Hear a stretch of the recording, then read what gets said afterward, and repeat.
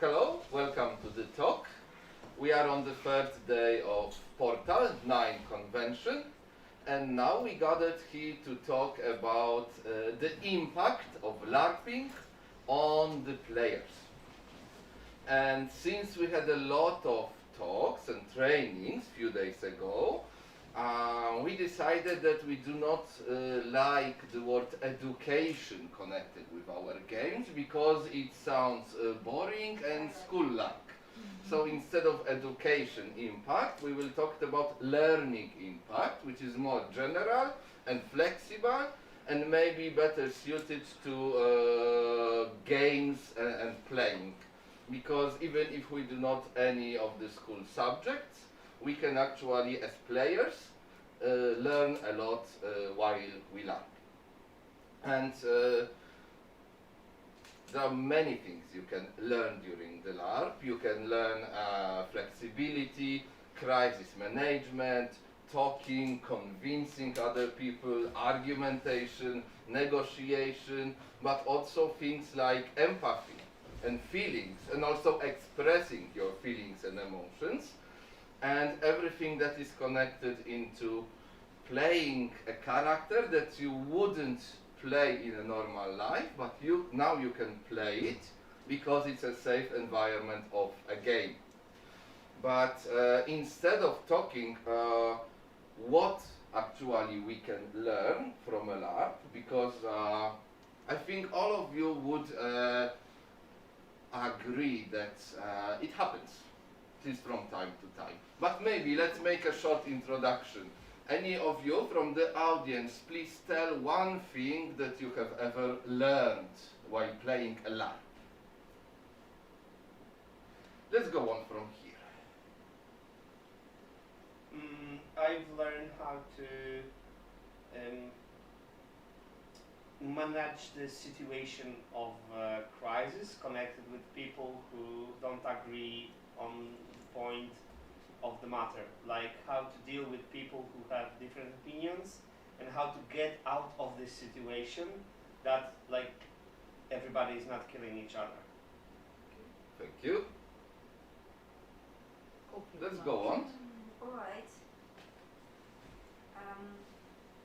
I've learned how to find situations and play that I would enjoy and not get stuck with the things that are frustrating, for example. Good, thank you. I have learned how to make convincing arguments and also how to start a fire, how to bake on that fire. Some practical skills that should not be overlooked. So it's both argumentation and practical skills. Exactly, how to Okay. survive in a forest. Was it the same LARP? Yeah. Okay, that's good.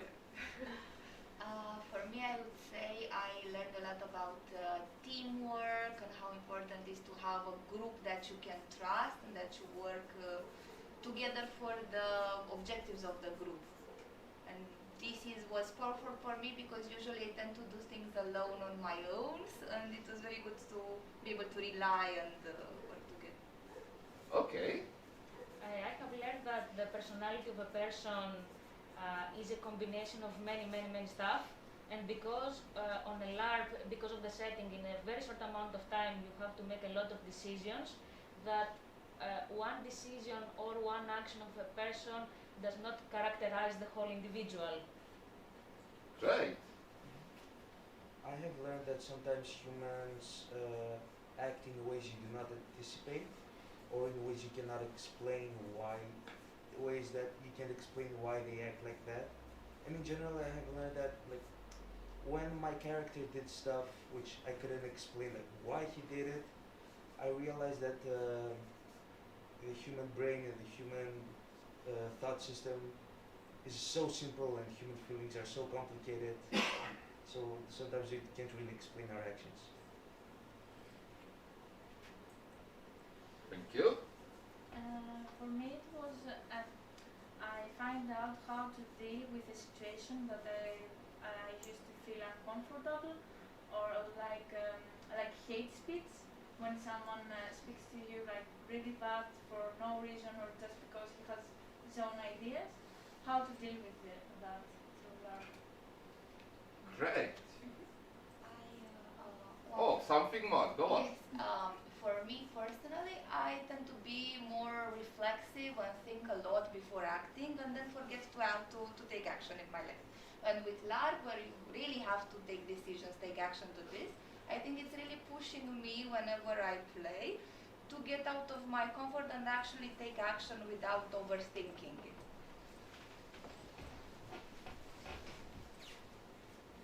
Thank you. You see, it was easy. You didn't actually think along, you just, came along with a lot of answers. We started upside down, that's how I wanted it, so the audience talked first. But now let's try to add something to the list. Thank you. By the way, introduce yourself, as we are actually being recorded here. I didn't know, I didn't sign up for this. Thank you. I was being jealous actually. I felt like I wanted to go to the audience and answer. I've learned a lot of, I should introduce myself. My name is Leonidas Perelis, and I am a teacher and a founding member of Dragon's. And I'm here with both capacities. I have participated in a couple of LARPs, and I have found that I have learned how to act on my feet fast. Generally, I'm a very long thinker. I like to analyze everything for hours, and I have also learned a lot of practical skills, like it has already been mentioned. But one of the most important things that I have learned is how to deal with stupid assholes, which is something very interesting. Stupid assholes is not a category of people. Everybody can be a stupid asshole to somebody else. So in LARP, you learn how to deal with different people in stressful scenarios. People that you generally would do anything to avoid in your life, but there you just can't. You have to deal with it. So you get yourself willingly into this situation, and then you have to stay. You have to survive it. And even if it's not literal survival, it's social and mental and emotional survival. And you didn't choose the other people. You didn't choose their characters. Maybe they didn't even choose their characters. And you have to deal with this diversity that we, in our lives, our real lives, we tend to call it the people I don't deal with. We all have people we don't want to deal with. And we find thousands of ways to excuse ourselves from dealing with them. But this is not the way to learn. And there will come a time when one of these people will be a gatekeeper for an important gate in your life. And it's a great skill to acquire, not to be afraid of dealing with the stupid asshole. Wonderful, thank you. Elektra, one was something about you. Introduce yourself and answer the question. Hi, I'm Elektra. I'm a psychotherapist, a trainer, and the founder of the LARPifiers. So, okay, one thing I have learned from LARP is that there are many layers to my personality than I usually use in my real life. So I can be many things if I put my energy to it and if I believe I can do it. And that includes good things, but it also includes being a shitty asshole. How would you put it in one word? I don't know, multiple personalities. I think it's exploring You the have beast within introspection. you. Exploring possibilities of being.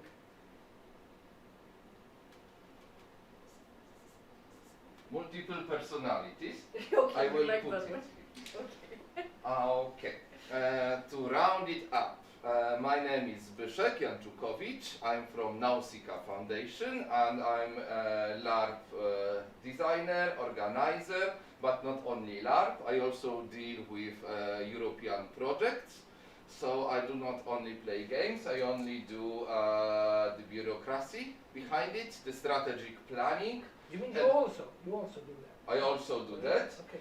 And I also focused on results that we have. And since we have a kind of soft skills and subjective topics around here, these results are pretty tricky to talk about this. And here we are entering the actual topic of this discussion. Because writing this set of skills, what have you learned during a LARP, was very easy for you. So we do not need to question it. But for now, please do not add anything more. But let's focus on the question, how can we measure these things? Because you just told the story, I learned this or that. And that's cool, that's very good. But if we want to actually structure this learning by LARPing or make it more popular or invite people who are not LARPers to play a game and learn something, you would like to predict what they can learn. And if we want to, offer it to players, we should have a more structured, even scientific way of, measuring and expecting the results. So my question now, later to the audience and now to the speakers, is what ways of methods of measuring the learning impact do you have? Have you ever tried or you know of?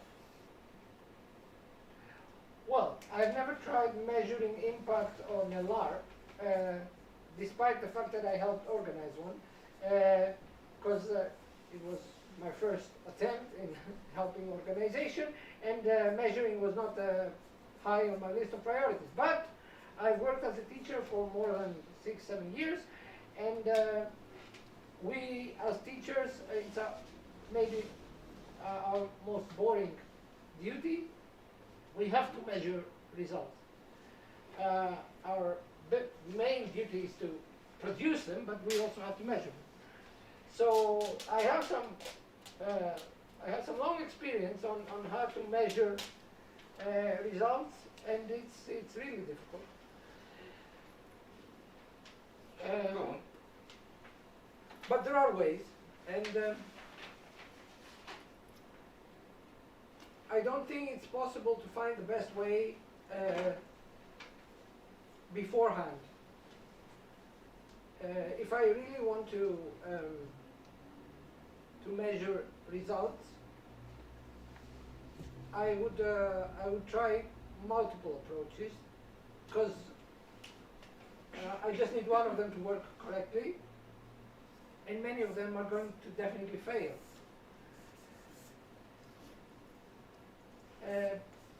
So we have to catalog a few.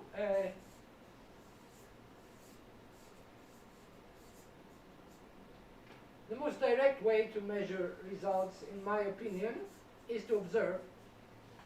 You have observers, and they need to observe the people before and afterwards. Just look at them, and maybe talk to them about whatever, but not ask direct questions. The observation is very important, and they can give an opinion, a baseline to start with. Having a baseline is, for me, important, because especially at school, everybody disagrees on the baseline. Like, what is it? In a scale from 0 to 20, is it 10? Is it 14? Is it 15? What's the baseline? It's like IQ, stupid stuff. Is it 100? What is it? So you need to have a baseline. Like, okay, I'm gonna create this LARP, have these 100 people come in. I hope to teach them empathy. What's the baseline of empathy? What do I expect from them before the LARP? So you have to measure that before, maybe use some studies, use statistics, and create a baseline, and then observe them before and after. Another idea after observation is questionnaires, where you directly ask them stuff. But I have to say I have a bad experience with that. I'm one of these people who try to trick questionnaires all the time. And instead of answering honestly, I answer the way I think will make the system produce the result I want. Questionnaires can be tricky, and people don't, in my experience, people don't feel comfortable really with them. So alone, I don't trust them at all. But they are a side tool. And what I trust more is a third method that's people, the participants grading each other. Peer Like assessment. peer assessment. And just like the observators are from the organization's point of view, this assessment is going to be within the group. This I trust much more for some reason.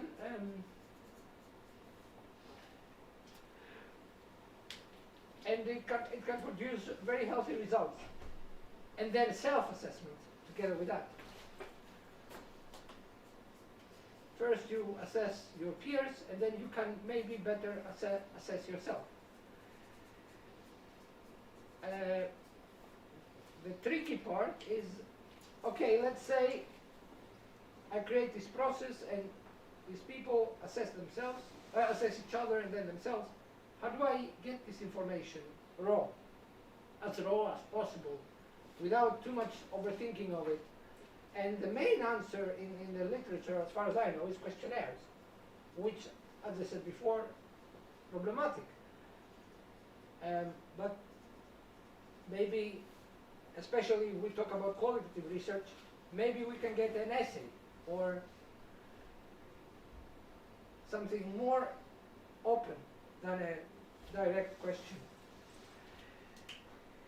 which is a lot of more work, but it's better. And then, finally,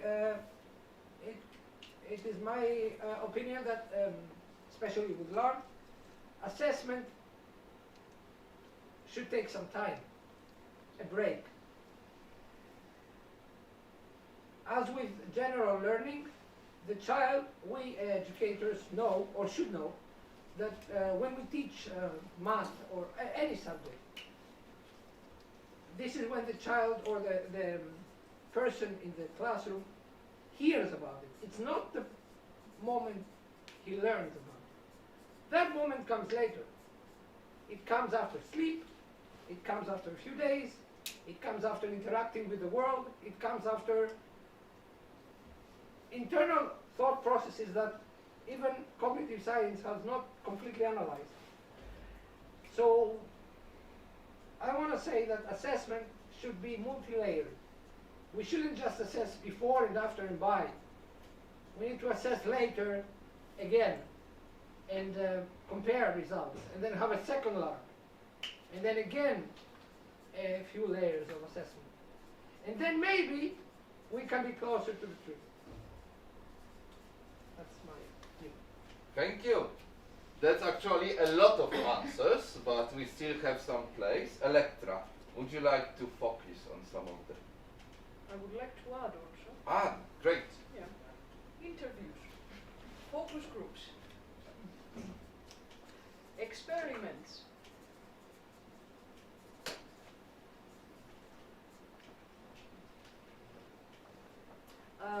Okay, until Słowik writes everything down, I want to say that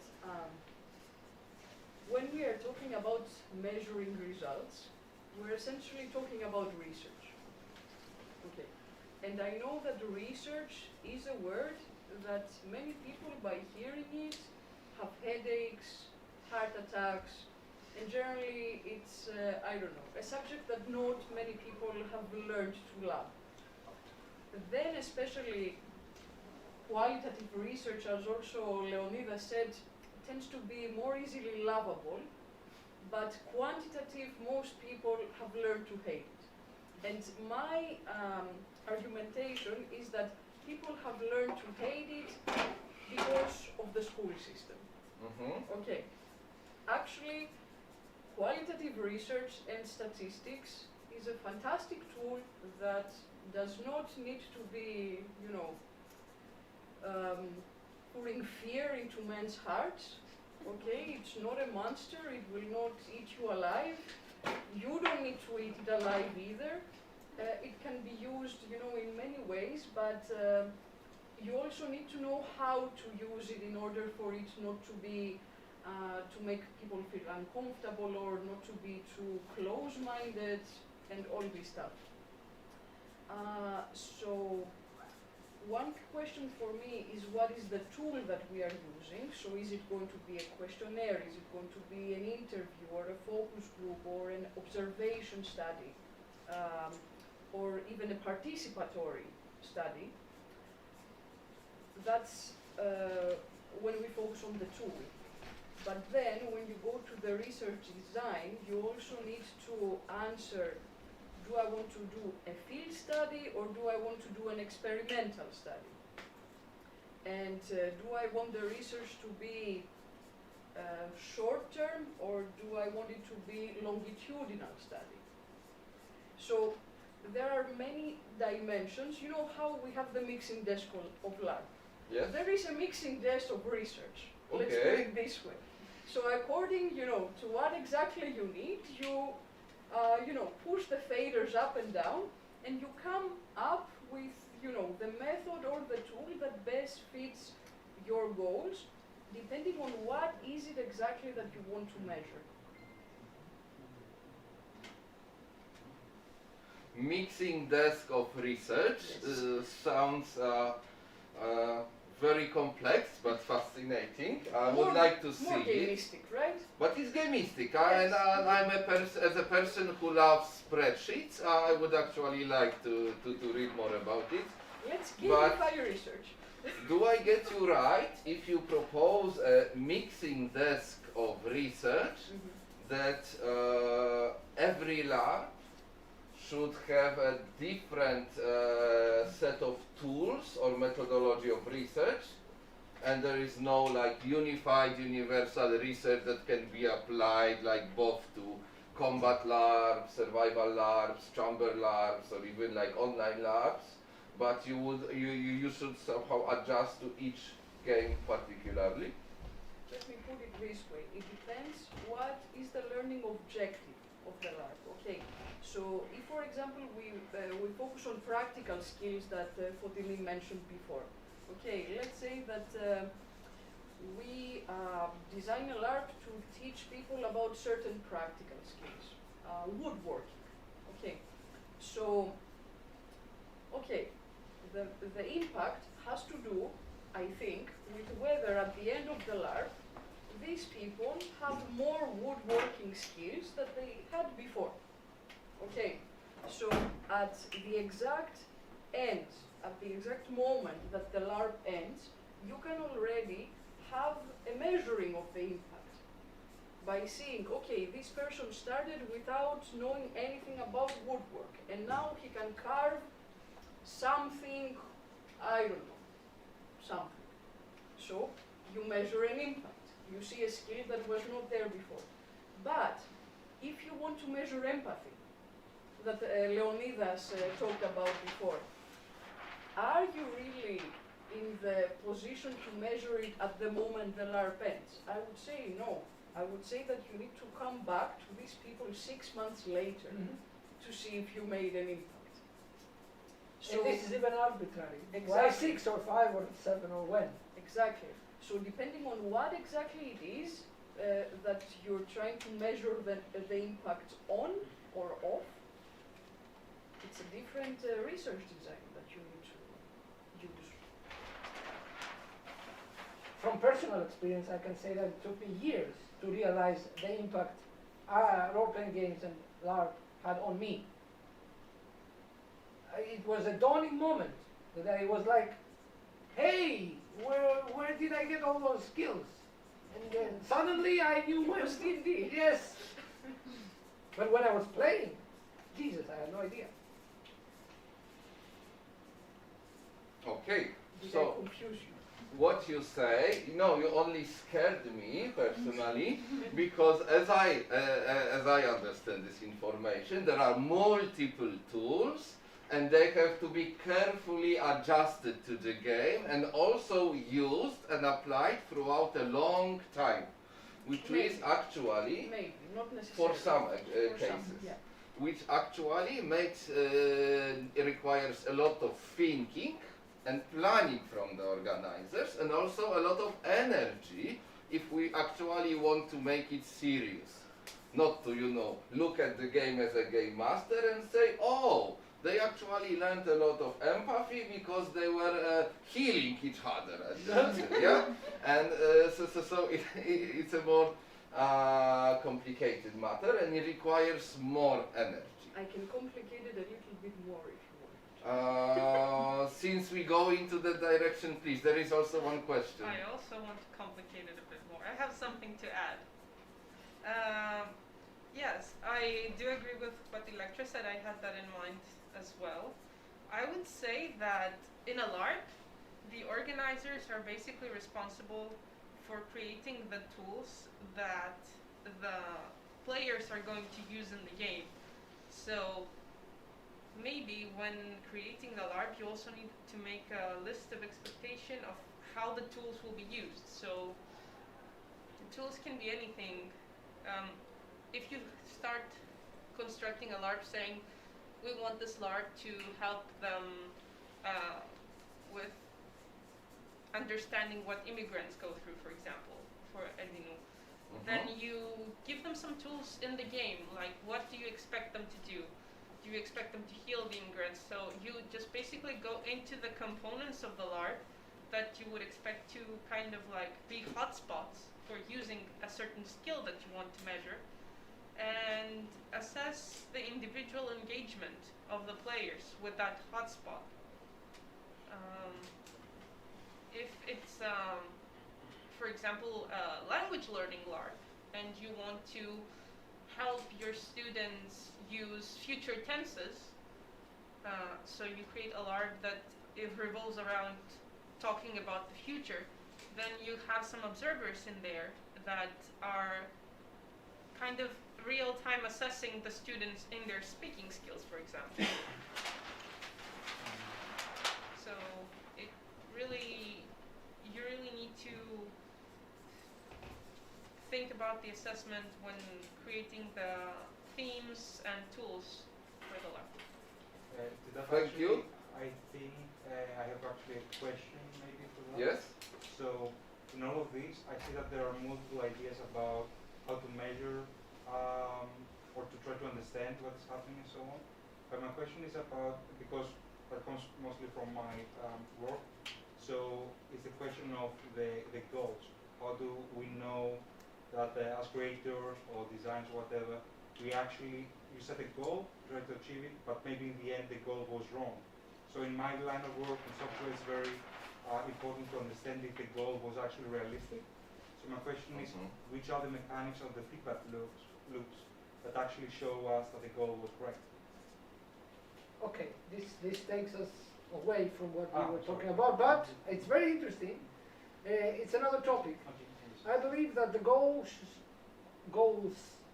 should be set at the beginning by the organizers and the designers, and then this toolbox of assessment that we created should be modified accordingly, like Lectra very well put, and then the thing would run. And after the assessment, whether it's immediate or after 6 months or whatever,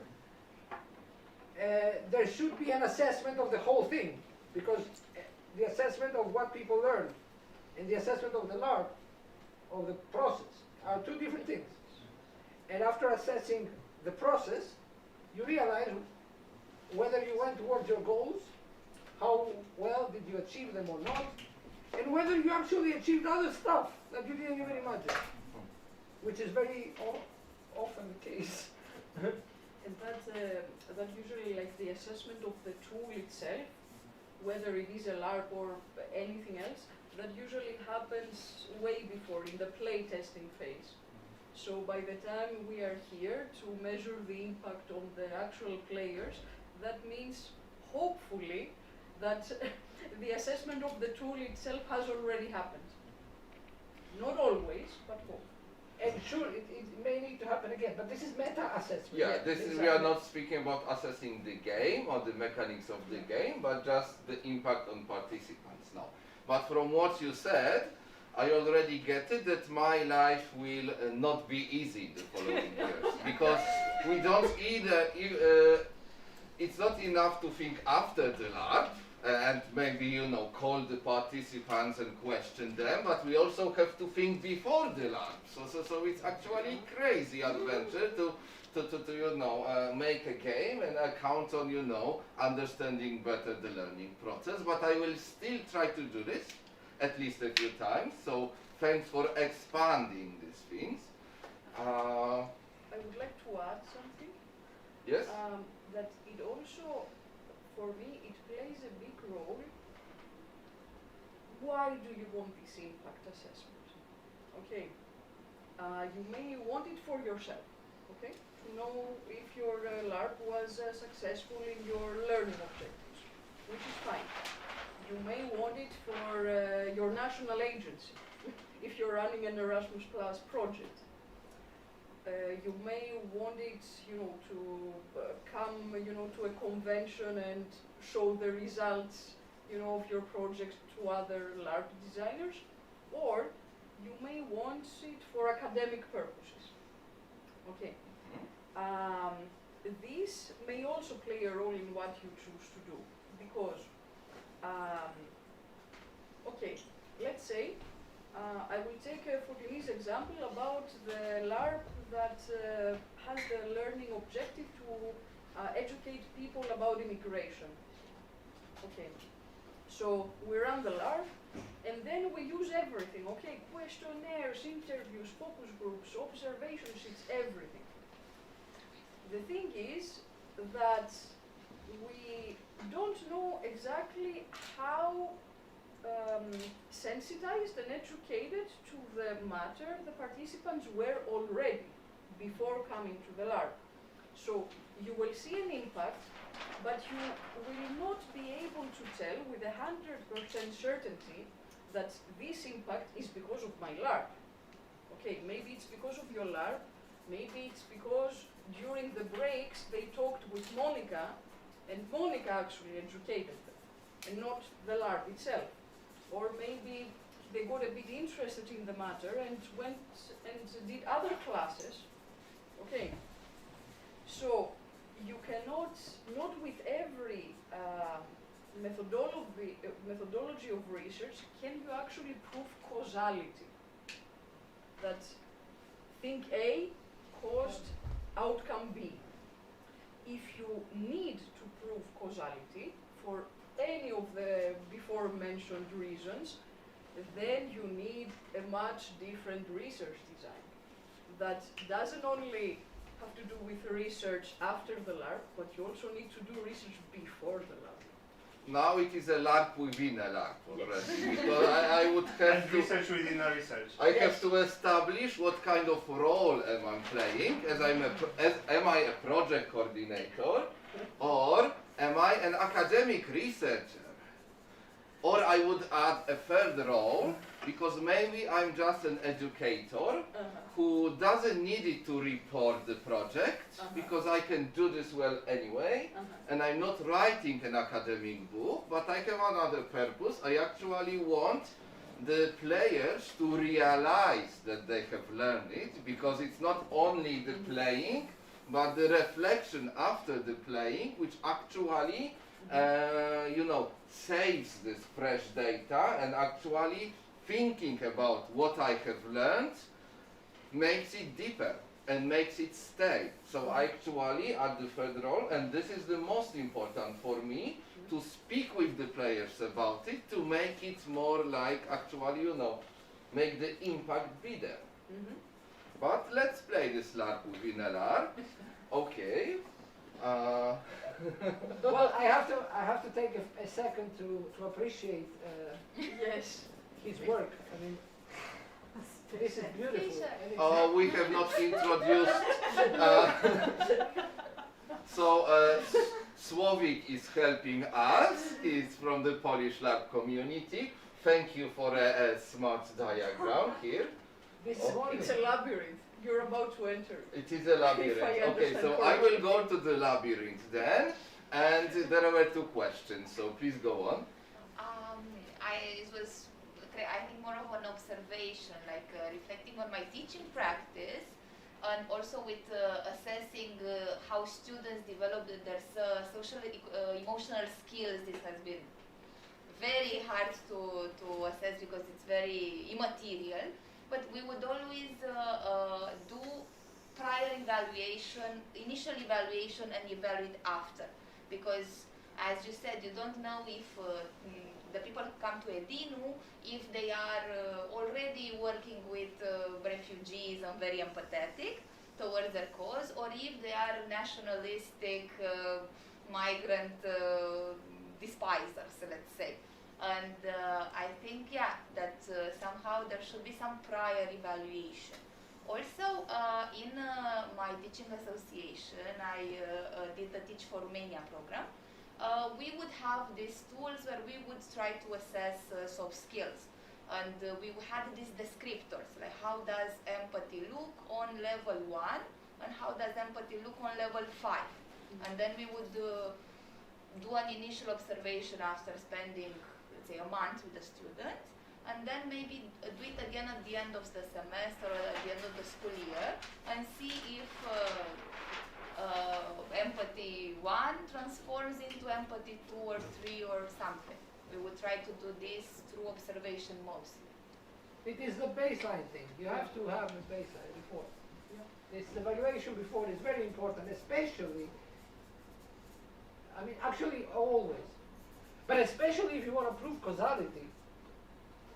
This is almost impossible, I believe. You have to, if you want to prove causality, you have to exclude the rest of the world from your experiment. You have to play survivor on an island. I don't know, but really, how to prove causality? In my profession as an educator, we have given up on this, and I'm glad, because it's really difficult. As a parent, I'm having huge talks with my wife about whether this thing that we send our child to do is actually improving him on any level, because we see some improvement, but the child is living a life at the same time. And an argument can be said that all of this helped him talk better. And an argument could be like, oh, he would talk better anyway, he's like a year older. Or these two help him to talk better. Yes, so you can never know. Suddenly you see your student or your child or the adult or the person be more empathetic. What caused this? Nobody knows. So if you really want to prove causality, you have to evacuate the person not the person, the whole world. It's not Somehow. that bad. It's not that Are we recording this? Yes. Okay. I don't know. No, I agree with you, but things are not necessarily that bad because you have some tools in order to take away some intervening variables. Okay, Oh. but you come from the humanistic studies. I am a very 0-on-1 kind of person. No, So okay. causality for me is something very strict. Deterministic. Yeah. If I use these tools in order to get the sample correctly and to distribute it into control groups and non-control Okay. groups. Then statistics can be your friend forever, and you can get something out of it. Yeah, I'm with you. I'm with you. In the because it's worth it. Otherwise, if we distill it down to logical causality, we're dead. Yeah. So yeah.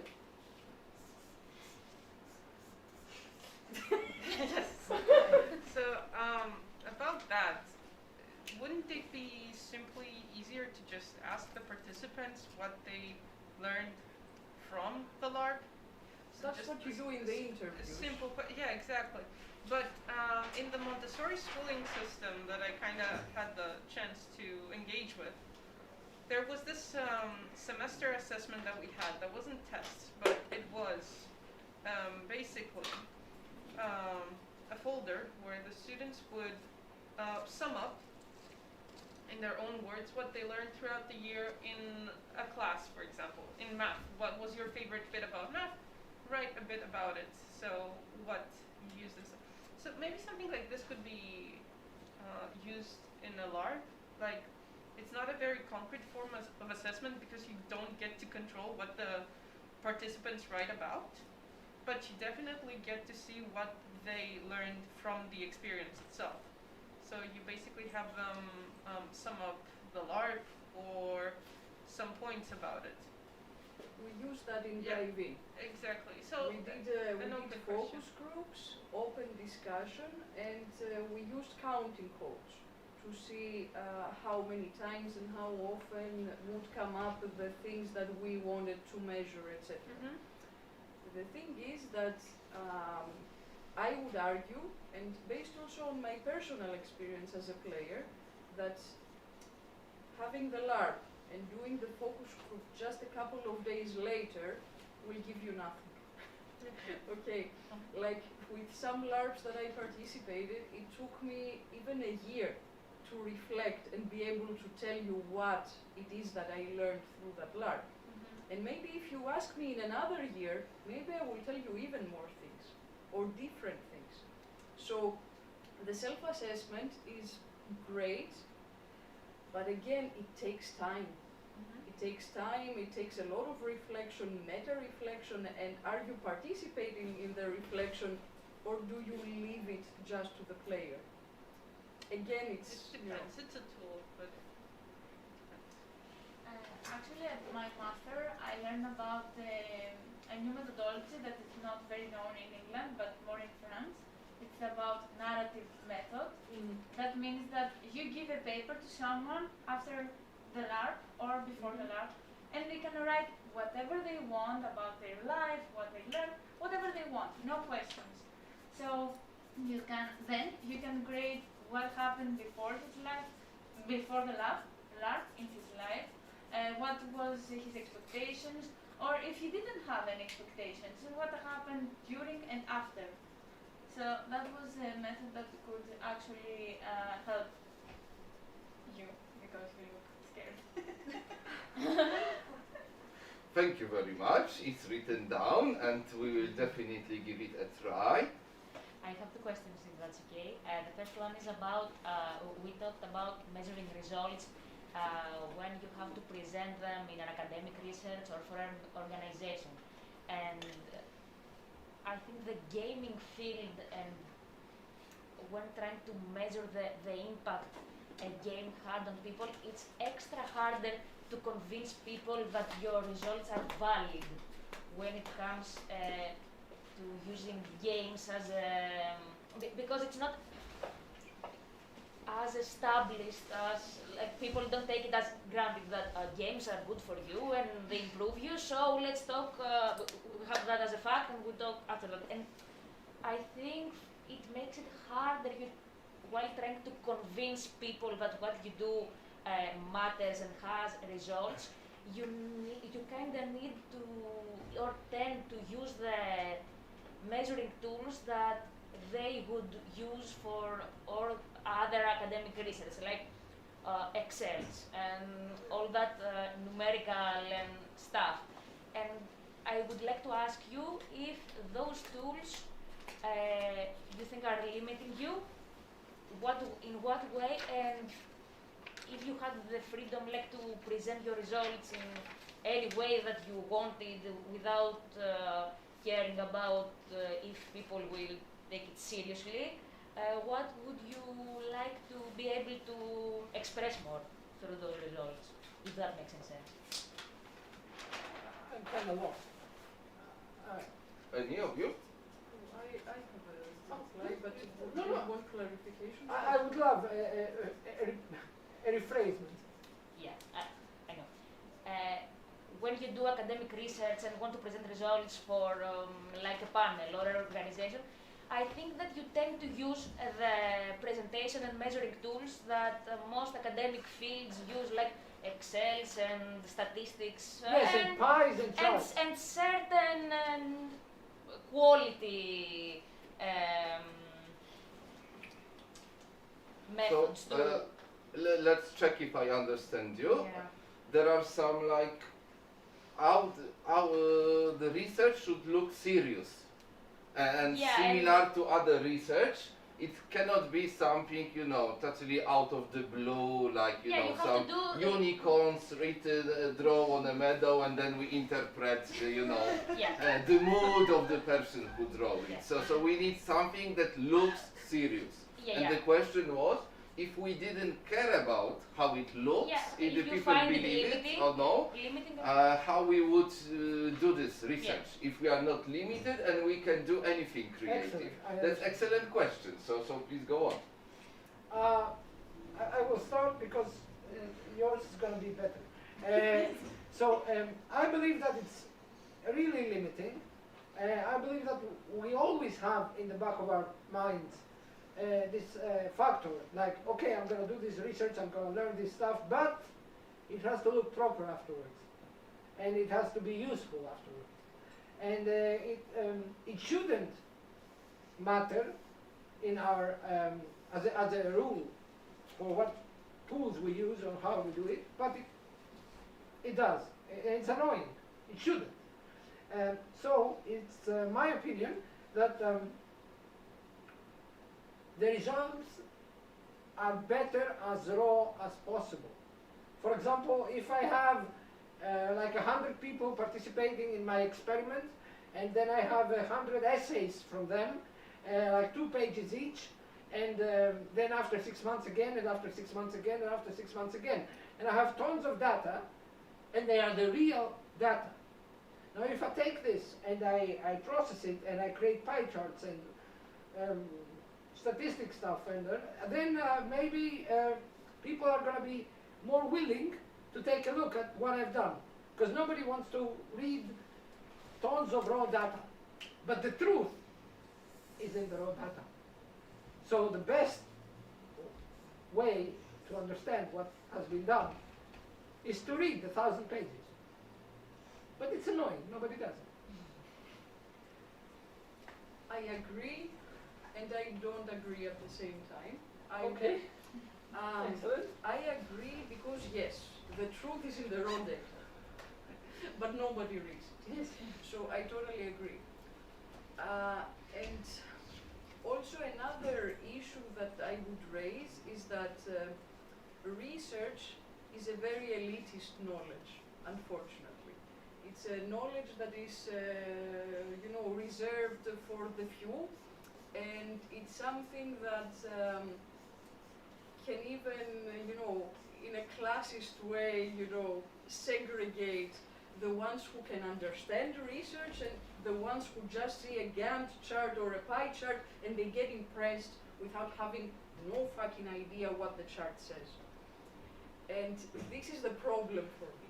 Okay, because if you ask me personally, is it limiting? No, it's not, because I know research. Okay, so since I know research, it doesn't limit me at all. On the contrary, it's an adventurous quest. I need to take something playful and present it in a serious way and prove to some, academic, snobs that gaming is actually, an important thing. Yes, I will take on the quest. Okay, but because I have the skills to do this quest. But I think what you're saying is wonderful. I want to add on it. What if you didn't have academics and researchers to That's- present to it? and that's What the- if you had to present it to a salesperson, to a businessman, And that's the question that who I doesn't asked, understand the that I research? asked Zbyszek before. Like, who do you need the impact for? Yes. Because if I want to talk to my friend Leonidas, that you know, Leonidas, we did a LARP the other day and it was great, I will just mention to him some instances from the game, and that will be enough for us. Yes. Okay, maybe if I talk with Zbyszek, maybe Zbyszek will require a little bit more because he will definitely want to make a project out of it. So he has to convince the national agency. Okay, so it depends. It depends. So I believe that who you are talking to really makes Yes. this wonderful or shitty, it makes all the difference. Yeah. So if you, this is research, and if you have to talk with scientists, it's not a problem.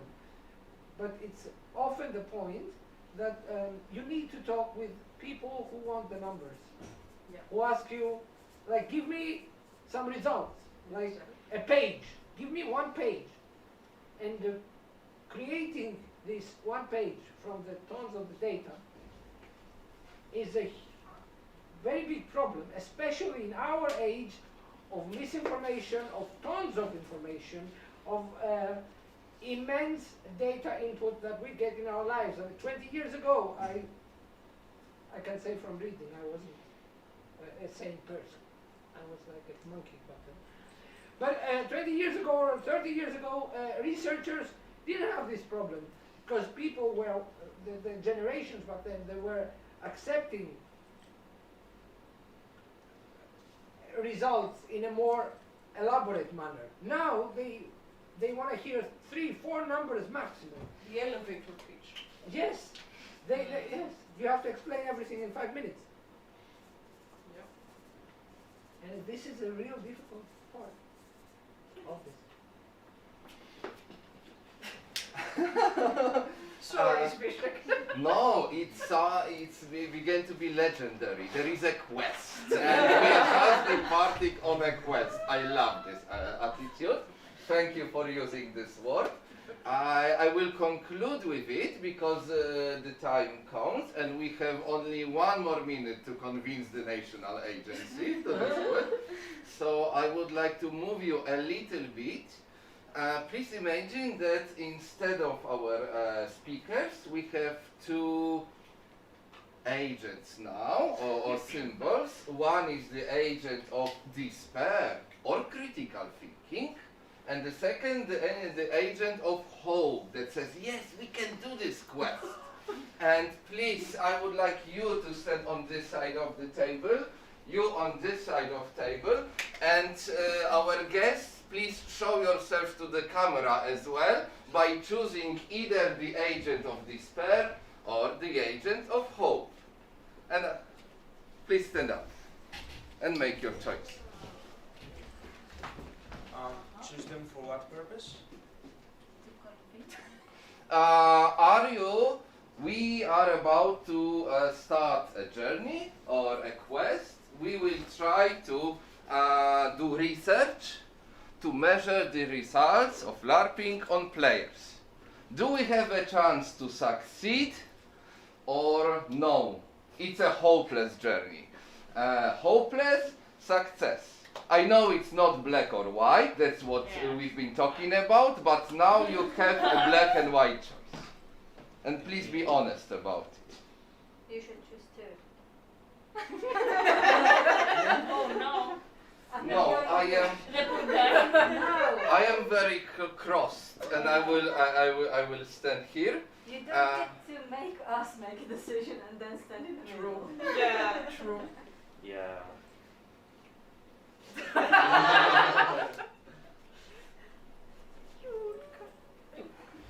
Can I Sorry scoot- for can it's I just scoot role over? play. Can I Yes. scoot over?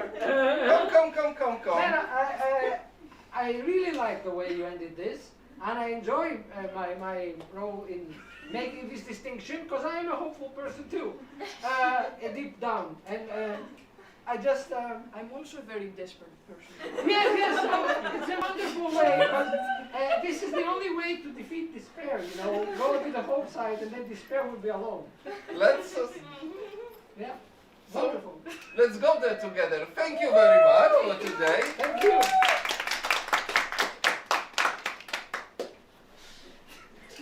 Can we switch it off? Because I saw some questions. We can